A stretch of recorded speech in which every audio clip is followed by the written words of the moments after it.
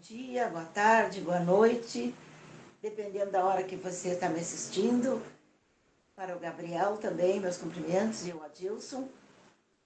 Estamos terminando mais uma semana extremamente densa, muito triste, muito conflituosa.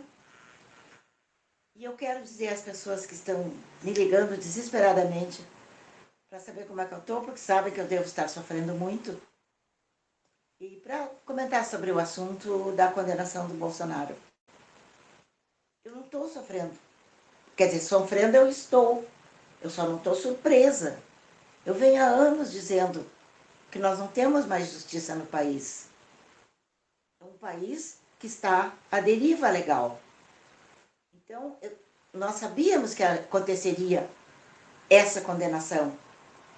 Mas eu tenho certeza que em algum momento haverá um assomo de lucidez, que já foi agora anunciado, né, pelo Fux, e que em algum momento eles consigam, sem essa de voltar atrás, porque esse psicopata não, se depender só dele, ele não volta atrás. Vocês sabem como é que os psicopatas agem. Não voltará atrás. Porém, um vislumbre legal que possibilite aos outros aceitarem uma outra solução, uma saída, sem que esse imbecil, esse maluco de pedra, sem que ele precise dar a impressão que ele está retrocedendo. Isso não nos interessa, o que ele está sentindo, se ele está triste, está amargo, está revoltado. Não é isso que importa. Importa que a gente retome o império da lei. E essa condenação, nesse aspecto, se ainda existe assim uma fagulha, uma lembrança, por remota que seja, de legalidade, então ele não vai para a prisão agora. Não, porque ainda cabem recursos. 2, se eu não me engano. E isso aí está sendo mais ou menos uma coisa que está criando um alento para todo mundo que está nessa espera, a menos que venha uma outra solução, sei lá, pode vir de qualquer lugar, de cima, dos lados, eu não sei. Mas se existir uma caminhada minimamente retilínea, nós teremos ainda embargos infringentes e, se eu não me engano, embargos interlocutórios, uma coisa assim. Mas esses infringentes, eles são necessários. Basta que tenha mais de uma pessoa ali, mais 2 pessoas, entendendo que tem que se cumprir o regimento interno do tribunal, pelo menos. Porque isso, ele sendo julgado, como ele está por uma turma, cabe ainda esses recursos.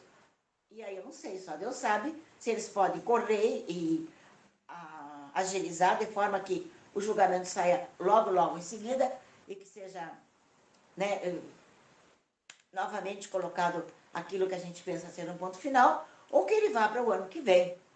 Isso nós não sabemos. Está sendo doloroso? Sim. Mas tem muitas coisas extremamente dolorosas acontecendo no mundo e que nos atingem em cheio. Porque não pensem vocês, e ainda tem gente que pensa assim, ó, que esse assunto que nós estamos vivendo, ele é meramente brasileiro, ele é apenas uma questão de possibilidades legais brasileiras. Mas não é mais. Em primeiro lugar, há um complexo geral, né? O mundo está dando uma guinada para a direita, e isso é uma convulsão gera esses atritos todos, e as coisas ficam como estão acontecendo em alguns, a França, a Alemanha, Nepal, e aqui nós também já estamos há mais tempo, e ainda com grande resistência, porque o sistema está muito preparado, vem se preparando, vem se aparelhando há 40 anos. Então, nesse momento, o que nós temos, nos sobrou um ministro, que se pode chamar de ministro, um togado, um juiz superior, que é o Fux. Não é porque eu gosto do Fux, um pouco mais que dos outros. Não, é porque ele é o único juiz. O resto tudo é arranjo. É advogado do ladrão, do cachaceiro, é amigo do amigo, da mãe, da mulher, da faxineira. Enfim, esses são os que estão lá. É o outro que já foi o advogado mais recente, o que já foi advogado lá no passado, onde não se tornou advogado, não é advogado até hoje. Então, é um monte de estrume. Legalmente falando, nós só temos um juiz, que é o Fux, juiz de carreira. E é o que sabe priorizar a legalidade. É o que sabe cumprir a Constituição. Os outros não são só remedos. Então, eu venho aqui, por exemplo, quantas vezes eu já falei para vocês em questões extremamente legais e que jamais poderiam estar acontecendo, que jamais dariam vida a esse pseudo processo, essa farsa de processo.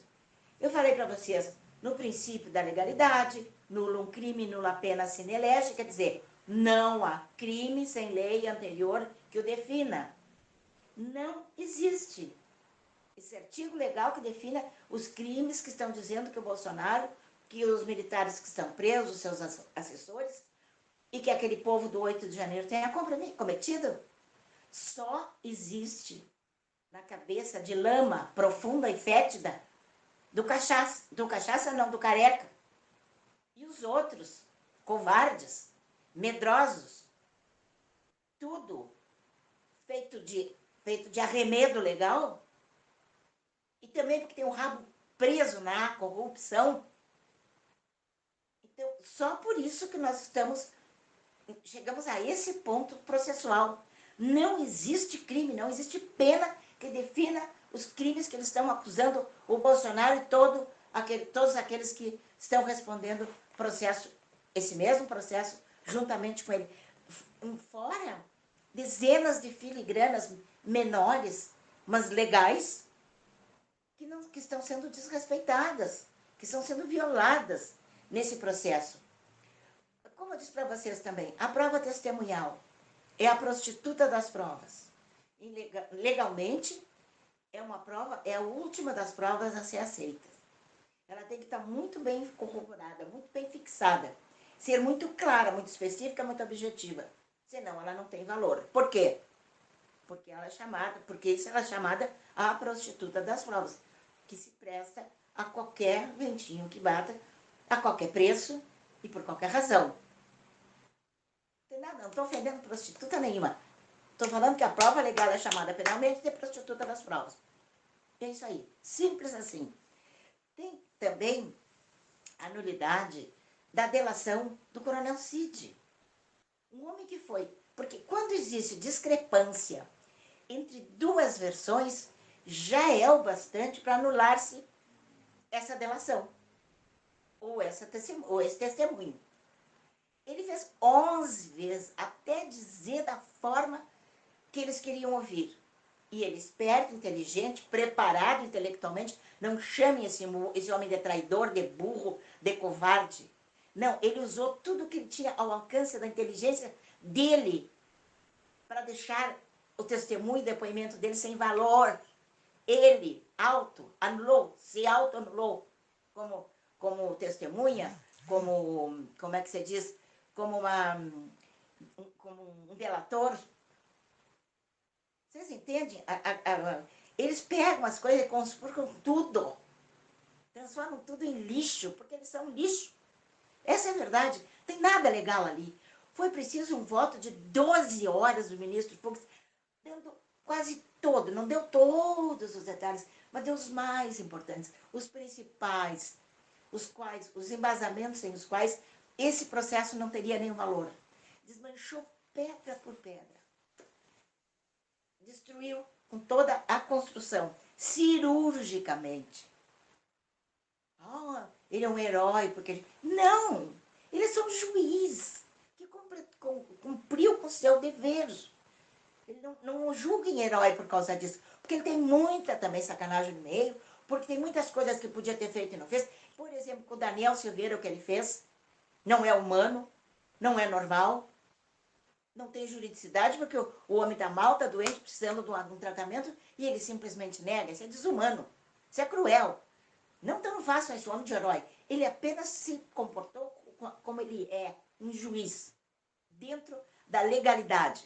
Como aqueles outros cretinos não sabem nada de direito, ele tentou, através do seu voto, chamar todos à razão.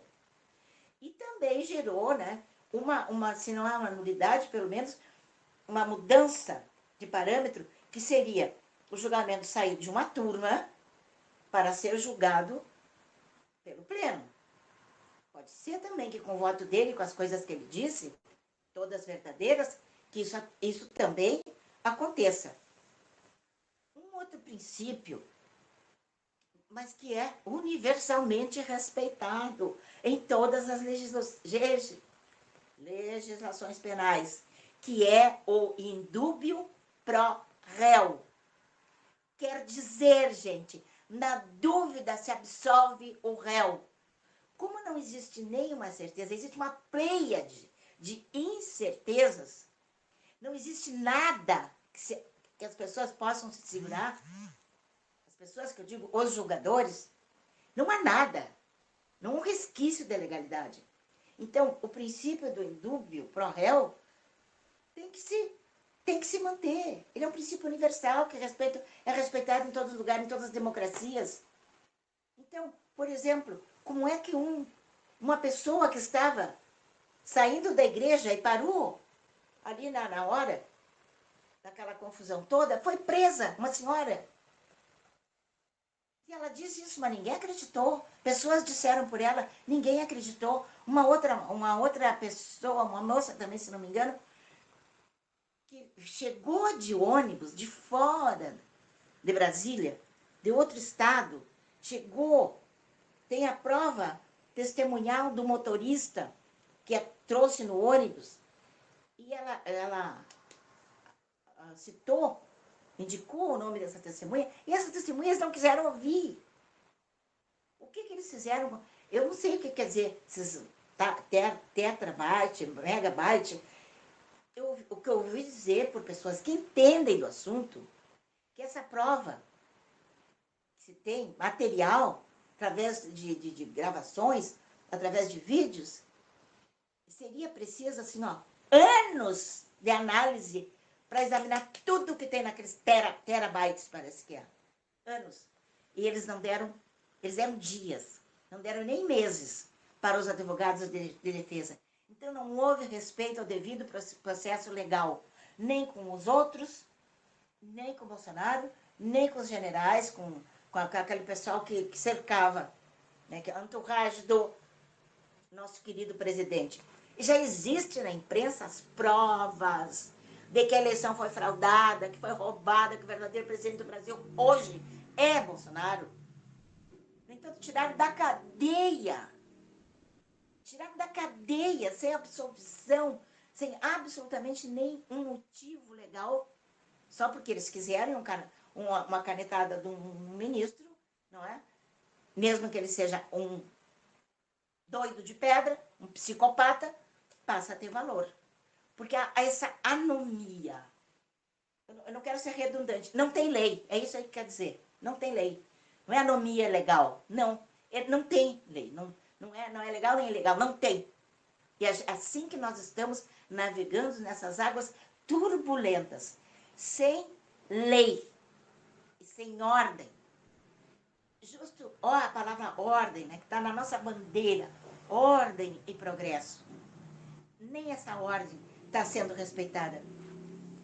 Tem também uma coisa extremamente importante, a incompetência do foro. Faça uma rápida recordada. Onde é que foi julgado o cachaceiro? Foi julgado na primeira instância, pelo juiz Moro, promotor Dallagnol. Como tem que ser, como todas aquelas pessoas que estavam lá no 8 de janeiro, como o próprio Bolsonaro, que legalmente, entre aspas, na visão deles é um ex-presidente, porque eles roubaram as eleições, mas isso aí não o qualifica dentro desse sistema que nós estamos vivendo. A gente sabe que nós sempre soubemos dentro do nosso coração antes que o Tagliaferro abrisse a boca, antes que outras provas tivessem vindo à tona. Nós sempre soubemos disso. E agora ficou assim, ó, consagrada essa certeza agora no 7 de setembro. Sem Bolsonaro. Sem Bolsonaro em Porto Alegre, sem Bolsonaro em Curitiba, em São Paulo, em Brasília, sem Bolsonaro em lugar nenhum, houve povo como nunca tinha havido em nenhuma manifestação interior. Porque ele não está lá, mas nós estamos. Ele não está gritando pelo Brasil, está preso na sua casa, mas nós estamos, nós fomos, nós estivemos lá.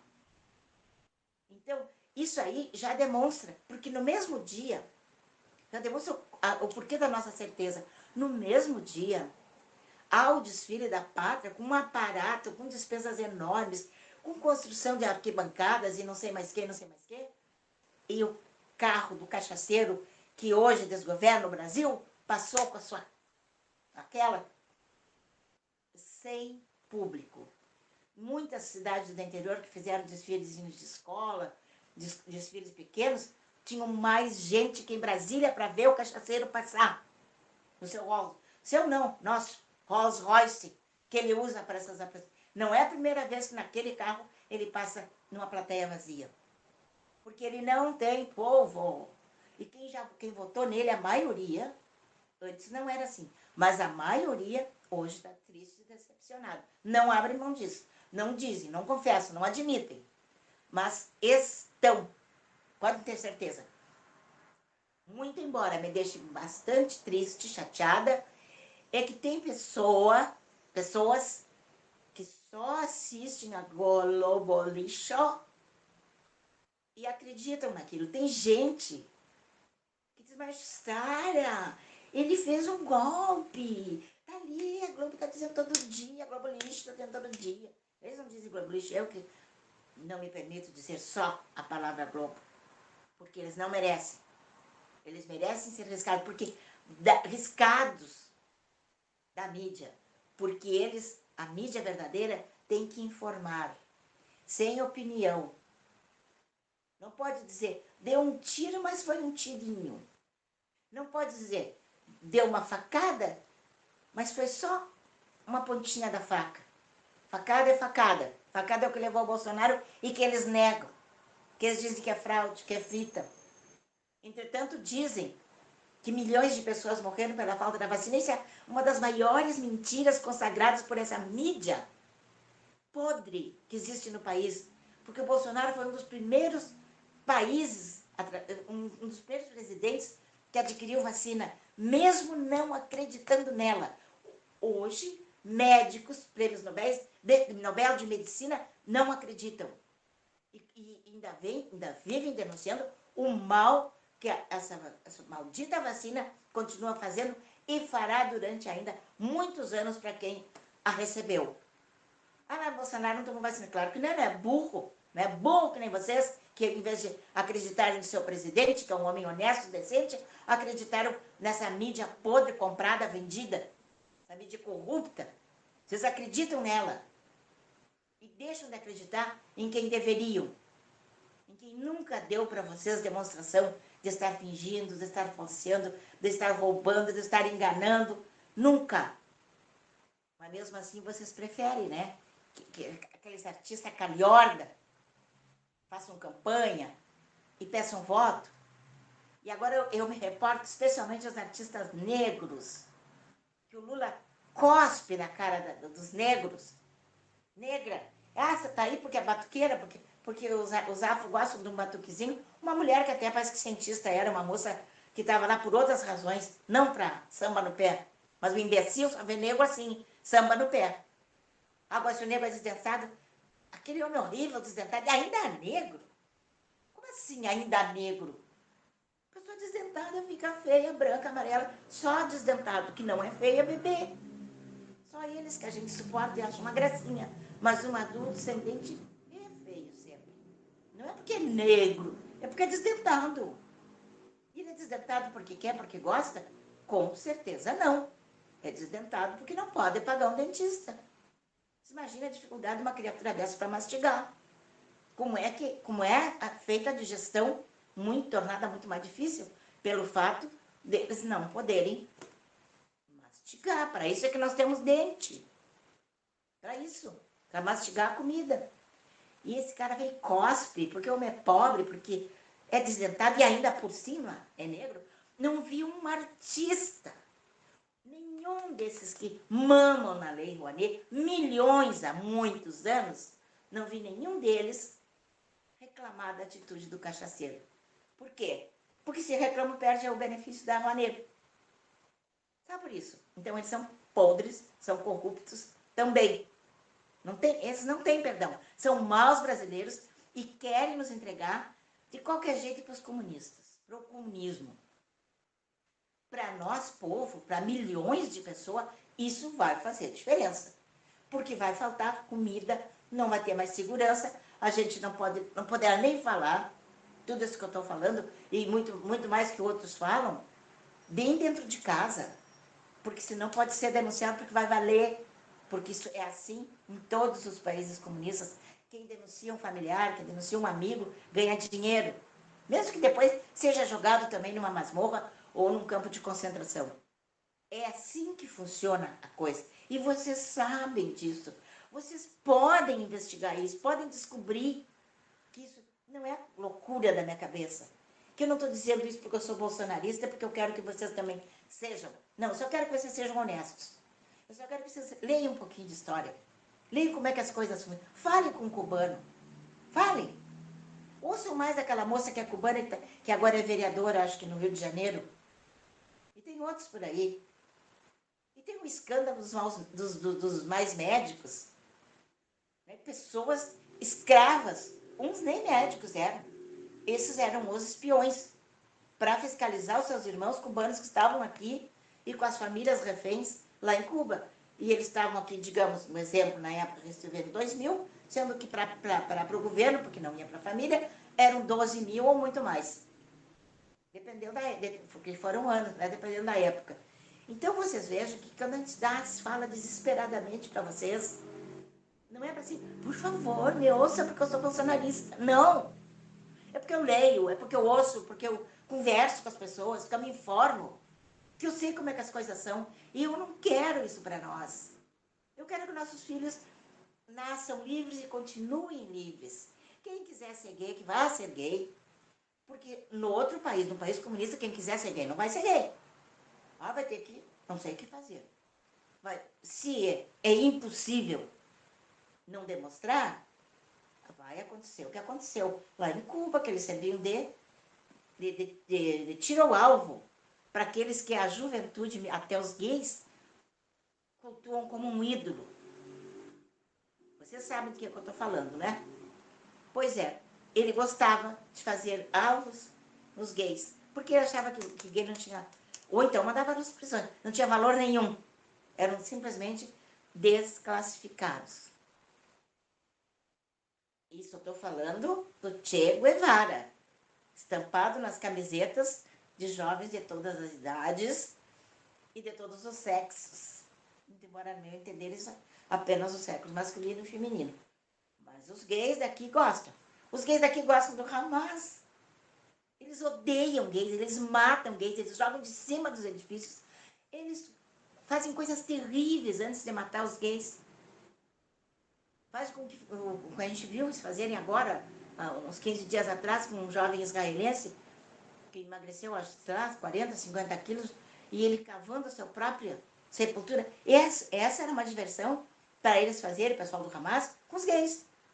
Fazer a sua sepultura para depois morrer, cair dentro, né, depois de um tiro. Então vocês vejam que não é alarmismo, não é. É realismo que eu estou falando para vocês. Agora, como eu estava dizendo, para os que têm bastante dinheiro, principalmente os que roubaram, tipo cachaceiro, filho do cachaceiro, o Alexandre de Moraes, eu achava que ele ganhava 50, 80 mil reais por mês. Achava que esse fosse o salário de um ministro. Não é. É 48. Como é que um cara desse compra uma mansão aqui no Brasil de 12 milhões à vista? Como é que um colega dele tem uma mansão de 22, um apartamento de 22 milhões nos Estados Unidos, pago, à vista? Se ele ganha 48 mil, Gente, não dá para entender só roubando. De quem? De nós. Através dos nossos impostos, do nosso suor, nosso sacrifício. Chega a me engasgar até. Porque eu preciso tanto que vocês acordem. Nós já estamos assim, ó, tão perto de que eles tomem conta de nós. Tão perto. Então, eu estava falando antes de ficar muito indignada, né, em coisas que estão completamente erradas, que não poderiam constar nesse processo. Outra coisa que a magistratura impede, que um réu seja julgado por seu inimigo, por sua vítima. Há uma previsão legal para isso. E, no entanto, o Bolsonaro está sendo julgado por um homem que é seu inimigo, que é sua pseudo-vítima, porque ele diz de boca cheia que um dos planos do Bolsonaro seria matar o cabeça de ovo e o cachaceiro. Então, como é que essa futura vítima tem esse condão para jurar o seu algoz, para julgar, aliás, o seu algoz? Tem como, gente? Isso aí não pode, nenhuma legislação do mundo pode constar uma aberração dessas. Uma aberração dessas. Então, não existe, já falei na incompetência do fórum, e outras filigranas que o Fux abordou, aquele voto magnífico de 12 horas. Então, nós temos que ficarmos cada vez mais unidos, mesmo que você não esteja entendendo muito bem como é que rola o processo. Como hoje, né? Mas desculpa, eu te liguei porque achei que você estaria desesperada, chorando, não sei o que. Não estou chorando. Estou dizendo há anos que não existe lei no Brasil, que as leis existem até, mas não são respeitadas, muito menos a Constituição. Então, qual é a dúvida que eu teria de que um psicopata levaria a termo aquela sua ideia? Porque, na verdade, vocês não se iludam. Não é porque ele não gosta dos olhos azuis de Bolsonaro. É que o Bolsonaro é um entrave. O Bolsonaro solto e até preso, se permitirem que ele seja candidato preso, ele vai fazer mais voto que o cachaceiro. E o cachaceiro é o que tem mais possibilidade de ganhar voto numa próxima eleição. Porque ainda existe a mídia comprada, ainda existe pão com mortadela, ainda existe Bolsa Família, Bolsa aquilo, Bolsa aquele outro, babá. Eu vou começar a pesquisar agora, que eu prometi isso para vocês, porque a rigor, em verdade, todo mundo que ganha salário mínimo tem direito, e não tem casa própria, tem direito a bolsa, tudo que é bolsa couver. Bolsa gás, bolsa luz, bolsa família, bolsa chinelo, bolsa roupão, bolsa cachaça. Tem direito. Por que só uns vão lá e ganham? Por quê? Eu acho que todo mundo que ganha salário mínimo tem direito a todas essas bolsas. Por quê? O encarcerado que cometeu crime, que está lá, coçando o saco, que não está fazendo nada, e ainda está mandando, né, fazendo crime, cometendo crimes através de celular, através de contatos diretos, através de N formas, ele tem um salário maior que o trabalhador, maior que o aposentado. Como é que se justifica isso? Isso é bandidolatria. Eles precisam dos bandidos para nos manter encolhidos e calados. Eles precisam do desarmamento para nos manter frágeis. Bandido pode andar armado. Bandido não tem problema quanto a isso. Mas vai você sair com uma arma na rua, se você não é punido. Mesmo nós tendo ganhado aquele plebiscito em função do desarmamento. Ganhou quem era a favor das armas. O que o Cachaça fez? Porque ele era o presidente? Ignorou. Não considerou. Então, hoje nós somos indefesos. E os bandidos cada vez mais armados. E agora a coisa está chegando mais perto deles. aqueles criminosos conhecidos, eles já estão perdendo o pudor de ter contato com eles, como o ministro, que eu não vou dizer o nome, o gorducho aquele, foi lá, entrou num lugar que nem a polícia entra, desarmada, ia entrar armada para levar tiro, com um armamento melhor que o da própria polícia. Foi lá o ministro, numa boa, sem uma escolta especial, sem estar com um porta-aviões junto, sem estar com canhões, mísseis, entrou lá porque ele pode, ó, tudo amiguinho, tudo farinha do mesmo saco. Povo, enxergue isso. Como é que pode um presidente da república, um ministro, ir lá ter com eles numa boa, como se fosse amigo, se ninguém entra nessas comunidades, que agora chamam de comunidade, né? Ninguém entra. Tudo isso é motivo para vocês pensarem melhor. Por quê? Por que no mundo inteiro as pessoas se dispõem a esse holocausto, se dispõem a lutar por essas bandeiras? Por quê? Porque são necessárias. Ninguém pode viver em sociedade sem lei. Ninguém pode viver em sociedade sem liberdade, sem a democracia, sem o direito de ir e vir, sem o direito de falar, sem o direito de pensar sequer. Toda a sociedade merece. E é por isso que nós estamos lutando. Se a gente conseguir se livrar do comunismo, ou você quiser continuar sendo comunista, seja. Mas desde que exista a lei e ordem, e que essa seja completamente restabelecida, e que a Constituição esteja em vigor, os códigos todos em vigor, todas as leis em vigor. Cada um pode ser ateu, pode ser cristão, pode ser o que quiser. Isso aí a gente não quer interferir. A gente só não quer que o governo seja comunista. Isso não. Porque no comunismo, o povo todo é tratado como escória, como lixo. Por quê? Escória é o que eles são. Com a diferença de que eles estão endinheirados. Olha, o filho do cachaceiro está foragido do Brasil, não está exilado, por ser ladrão de impostos, não pagou impostos, por isso ele fugiu do Brasil. Agora, por que ele tem tanto dinheiro que ele é um catador de bosta no zoológico? Por que ele é um dos homens mais ricos do Brasil? Só porque é filho do presidente, do desgovernante.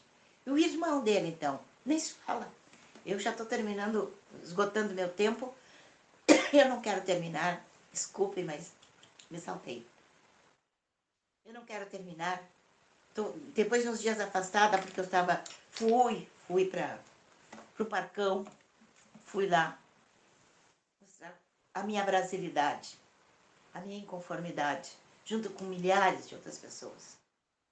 Todos verde e amarelo, tudo na paz, tudo desejando bem para todos. Para hoje quinta, né? Eu estou gravando na quinta de noite. Vocês me desculpem, mas eu fiquei vários dias sem poder gravar. E o único horário que eu tive livre, depois de toda essa andança, participei de várias coisas, fui homenageada como numa cerimônia que era dos vereadores. Muitos foram homenageados, se lembraram de mim, eu estava lá e tal, enfim. Foi muito lindo. Participei da homenagem póstuma a um grande amigo meu, Luiz Braz, vereador, eu acho que por 8 mandatos, em Porto Alegre, chegou a ser presidente em exercício algumas vezes, um dos melhores homens que eu conheci e que eu coloquei na política. Ele não queria concorrer por nada desse mundo. Concorreu. Porque ainda agora, o dia da homenagem, eu cheguei na manhã que a esposa dele estava contando. Chegou aqui a Jussara, que eu estava falando para vocês, que brigou com ele, eu sim briguei feio. O Brasil precisa, Porto Alegre precisa, o Brasil precisa de homens bons. Tu é um homem bom, tu é um homem batalhador, tu é um homem trabalhador. Tu vai concorrer e tu vai te eleger e vai ser um bom vereador. E foi, graças a Deus. Então, eu fiquei muito atribulada esses dias aí. E hoje estou também com o coração pesado de dor pelo assassinato daquele jovem, 31 anos, pai de 2 criancinhas bem pequenininhas. Um pensador cristão, Um homem que não fazia mal para ninguém, que apenas queria levar as pessoas para Cristo e para criar, segundo a sua crença e a minha e a de todos os cristãos, que nós, sendo seguidores de Cristo, nós estamos levando uma vida melhor, estamos produzindo para a sociedade, estamos ajudando para uma sociedade melhor. E esse rapaz, Charles, eu não evitei falar no assunto durante o programa, porque eu sei que eu me emociono demais. Foi assassinado ontem, quando falava para uma multidão de universitários. Não foi os Estados Unidos da América que foram feridos ontem, foi a liberdade no mundo inteiro. A mesma liberdade estão procurando agora na França, na Alemanha, no Nepal. E vocês lembrem de como era, lembram como é que era no Nepal antes? Um oásis, um paraíso, pessoas puras, maravilhosas. Não faz muitos anos. Eu vou falar com vocês amanhã, se Deus quiser. Não, amanhã não.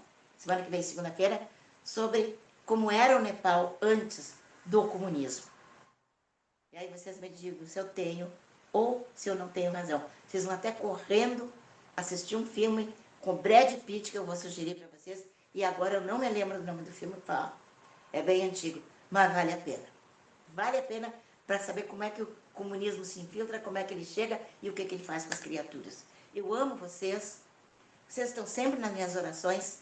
Agradeço a todas aquelas amigas, amigos que se comunicam comigo, que agradecem o meu trabalho e que gostam, que curtem o meu trabalho. Eu faço isso para vocês. Eu faço isso com todo o amor do meu coração. Então, tenham um bom fim de semana. Não se esqueçam nunca de falar com Deus. Cada um do seu jeito. Vai na igreja ou não na igreja, não sei. Se comunique. Religião quer dizer religar. Não importa a religião que vocês tenham, importa que você esteja religado com Deus. E assim nós estaremos lutando por um mundo melhor para todos. Até segunda.